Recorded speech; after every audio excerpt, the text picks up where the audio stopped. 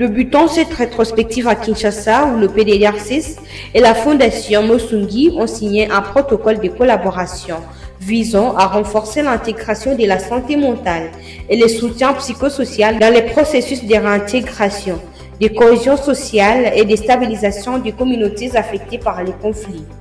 Les deux institutions ont souligné que la prise en charge des traumatismes psychologiques constitue un levier essentiel pour prévenir les violences, renforcer la résilience communautaire et consolider une paix durable. Le gouvernement représenté par la vice-ministre de l'Intérieur, Sécurité, Affaires coutumières et décentralisation, Madame Eugénie Tchilakamba, a réaffirmé son engagement à accompagner la mise en œuvre de cette initiative alignée sur la vision du chef de l'État.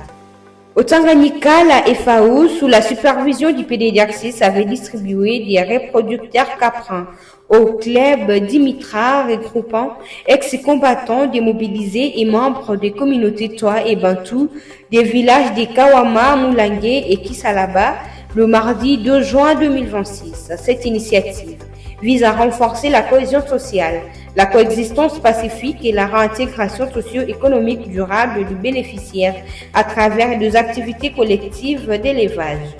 L'action s'inscrit dans la vision du président de la République, son Excellence Félix-Antoine Tshisekedi Tshilombo, mise en œuvre par le PDDR6 sous la coordination du professeur Jean de Dieu Désiré Tangantita. En Ituri, à présent, la coordination provinciale du PDDR6 et l'ONG FADEM ont organisé un dialogue communautaire à Katoto réunissant 100 femmes, leaders Landou et Hema, dont des démobilisés afin de renforcer la cohésion sociale et la cohabitation pacifique.